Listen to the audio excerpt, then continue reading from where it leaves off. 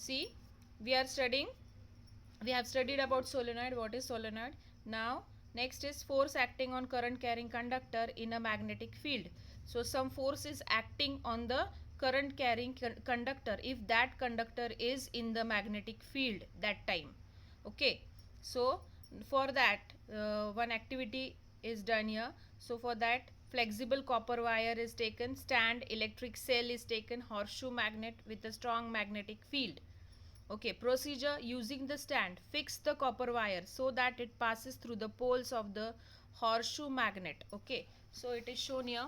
See in the figure, this is a horseshoe magnet and a copper wire is passing in between the two poles. From between म्हणजे दोन पोल्सच्या मधून ती wire गेलेली आहे.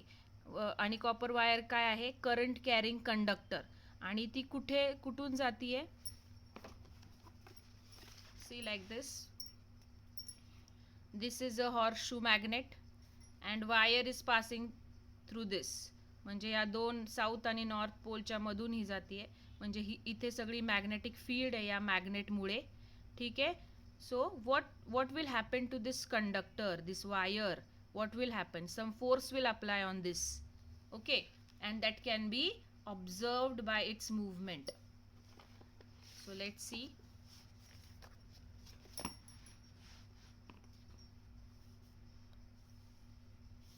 Whenever a current is not flowing through the wire, it remains straight, position A. When the current flows from top to bottom, the wire bends and comes into position C. Okay, now see,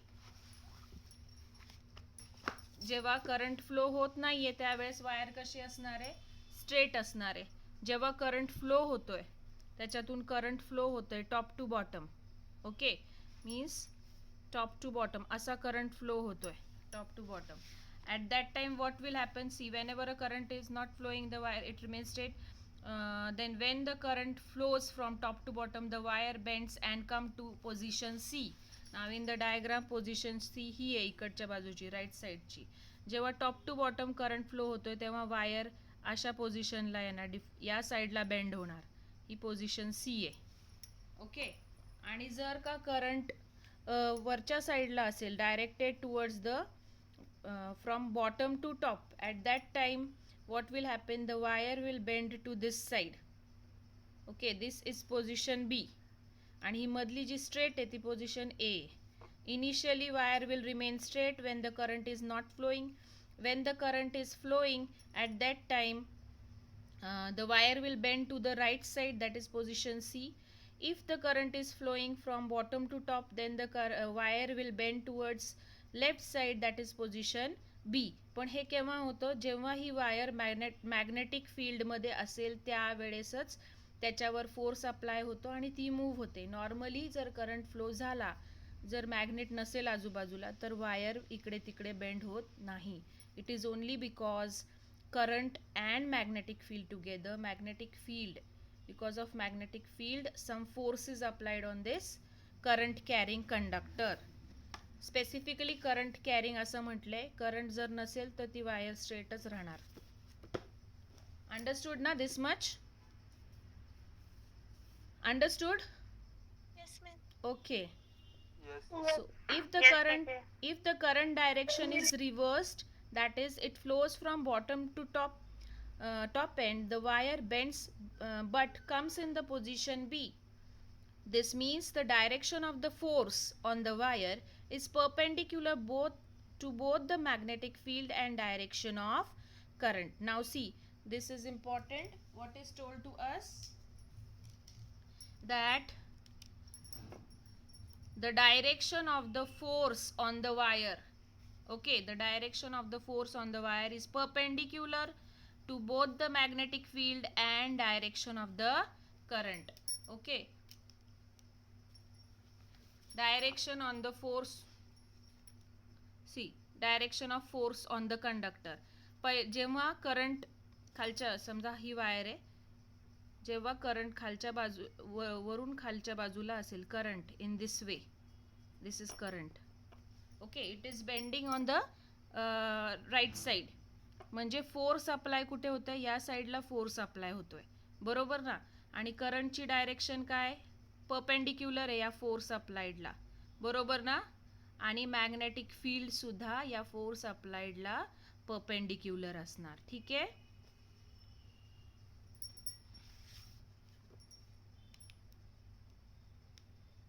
magnetic field कोणती आहे? C, हा बार magnet असणार, त्याची magnetic field अशी असणार, बरोबर की नाही? Am I right? Yes. So that means this force is perpendicular to magnetic field as well as the current, direction of flow of current. Okay? So the direction of force on the wire is perpendicular to both the magnetic field and the direction of the current. Here the direction of magnetic field is from north to south. Okay? So direction of magnetic field north to south असा आहे. So it is shown like this. See, north, south असं दाखवले, दोन ends मॅग्नेटचे, आणि हे arrow मार्कने असं दाखवलेलं आहे. ठीक आहे. See, here the direction of magnetic field is from north to south. H या डायग्राम मध्ये सगळं दिलेलं आहे. North to south H is given here. In this experiment it is noted that whenever current flows, so in this experiment it is noted that whenever current flows through a conductor in the presence of magnetic field, a force is exerted on conductor. हे experiment मधून काय कळालं आपल्याला? जेव्हा wire मधून, conductor मधून current flow होतो in presence of magnetic field, बाजूला मॅग्नेटिक फील्ड पण आहे मॅग्नेटची, त्यावेळेस त्या कंडक्टरवर फोर्स अप्लाय होत असतो, एक्झर्ट होत असतो. ठीक आहे. आता एक लक्षात ठेवायचं, या केसमध्ये आपण वायरच्या मॅग्नेटिक फील्ड बद्दल बोलत नाहीये. We are not talking about wire, कंडक्टरची मॅग्नेटिक फील्डचं नाही बोलतोय आपण. हा जो मॅग्नेट आहे, हॉर्सशू मॅग्नेट, त्याच्या मॅग्नेटिक फील्ड बद्दल बोलतोय. ठीक आहे. So whenever current flows through a conductor in presence of magnetic field, a force is exerted on the conductor. If the direction of the current is reversed, the direction of the force also get reversed.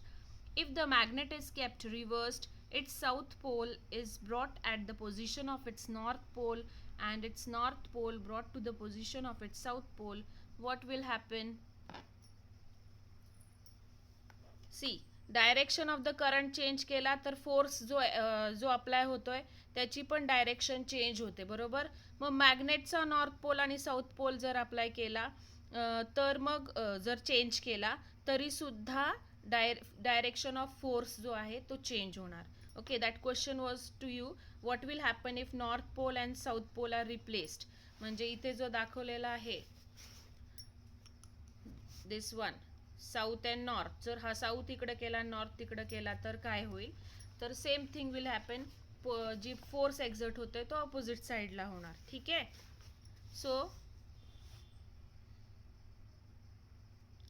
So the above experiment clearly shows that a force is exerted on the current carrying conductor. The direction of its force, this force depends on both the direction of the current and the direction of magnetic field. Okay, म्हणजे करंटची direction काय आहे? Top to bottom आहे की bottom to top आहे, त्यानुसार ते current carrying conductor bend होणार, त्याच्यावर फोर्स अप्लाय होणार. ठीक आहे. किंवा जर नॉर्थ साऊथ पोल जर एक्सचेंज केले तरी पण ते बेंड ऑपोजिट साइडला होणार. कोणती पण एक गोष्ट आपण चेंज केली, डायरेक्शन ऑफ करंट और the south and north pole of magnetic field will change and the force exerted on the conductor, direction of force exerted on the conductor will also change. Okay, so experimentally it is possible to show that this force is maximum when the direction of current is perpendicular to the direction of magnetic field. How will you do this? Okay, experimentally it is possible to show that this force is maximum. Experimentally आपण हे दाखवू शकतो की हा force जो आहे, जो कंडक्टरवर पडतोय तो मॅक्झिमम आहे. केव्हा मॅक्झिमम आहे? जेव्हा direction of current is perpendicular to the direction of magnetic field या केसमध्ये आहे. कारण का करंटची direction either it is downward or upward आणि मॅग्नेटिक फील्ड असं होतंय. सो मग जर करंट मॅग्नेटिक फील्डला परपेंडिक्युलर असेल तर मॅक्झिमम फोर्स अप्लाय होतो. ठीक आहे. So some schematic diagrams they have given. हे इथलं फक्त हे जे आहे ते इथे एक्सप्लेन केलेलं आहे. Okay. A position when current is not flowing, B position when the current is flowing from bottom to top, C arrow marks ने दाखवलेलं आहे. Okay, and C position when the current is flowing from top to bottom.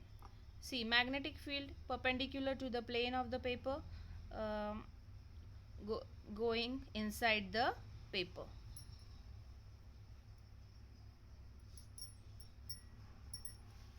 Okay.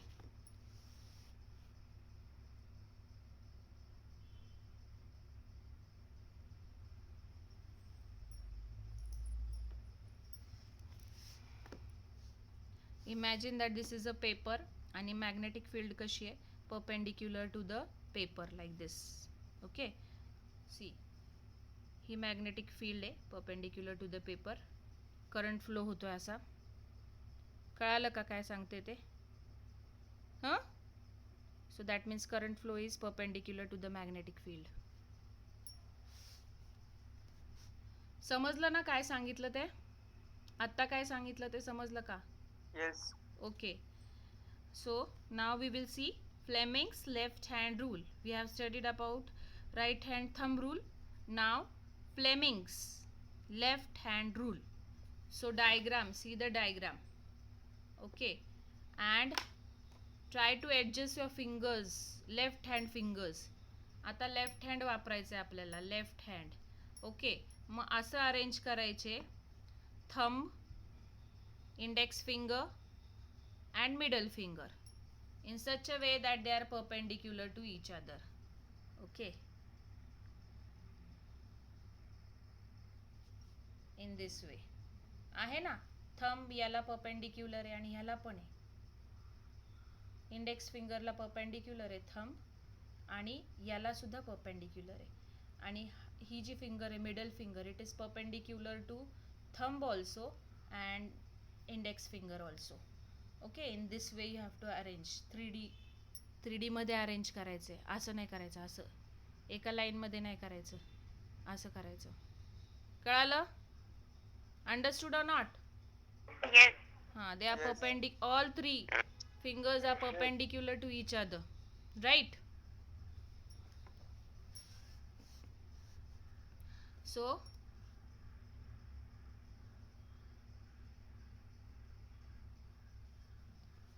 Fleming's left hand rule.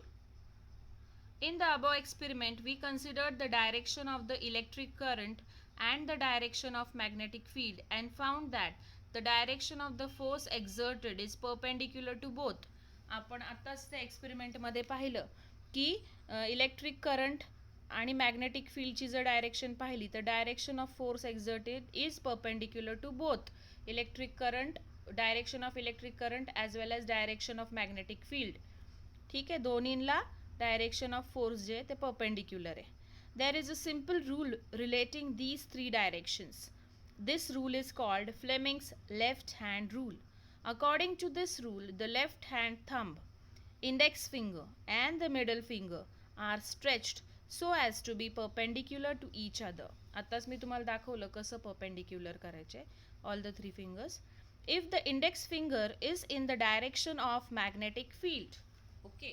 Now असं जर केलं, index finger जी आहे ते दाखवते direction of magnetic field. Okay. And middle finger points the direction of current. Middle finger काय दाखवते? Direction of current. Then the direction of thumb is the direction of the force on the conductor. म्हणजे ही जी direction आहे force कंडक्टरवर force या डायरेक्शनने apply होणार. ठीक आहे. सो करंट मिडल फिंगर जो आहे त्याच्यामधून काय पास होते म्हणजे ते काय इंडिकेट करते? Direction of the current. म्हणजे करंट ह्या डायरेक्शनला चालला असेल तर कंडक्टर या डायरेक्शनला मूव्ह होणार, वरच्या डायरेक्शनला. कळालं? समजलं ना? Yes. आणि मॅग्नेटिक फील्ड अशी असणार. ओके, खालच्या डायरेक्शनला, direction of magnetic field. Okay, so if the index finger is in the direction of magnetic field and the middle finger points in the direction of the current, then the direction of thumb is the direction of force on the conductor.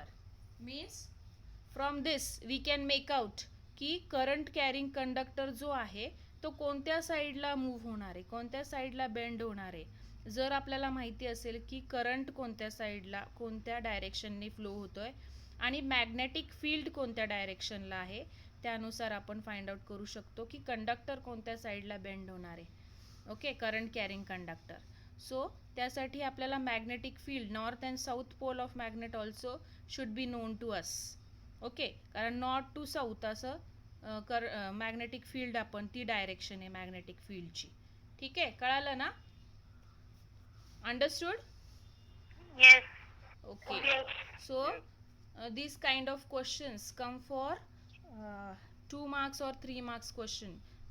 Fleming's left hand rule. आणि ते explain करताना तुम्हाला diagram draw करावी लागते ही. ठीक आहे, हात नाही केला ड्रॉ तरी चालतो, पण डायरेक्शन्स तुम्हाला असे ड्रॉ करावे लागतात. Okay, understood? So Yes. Okay.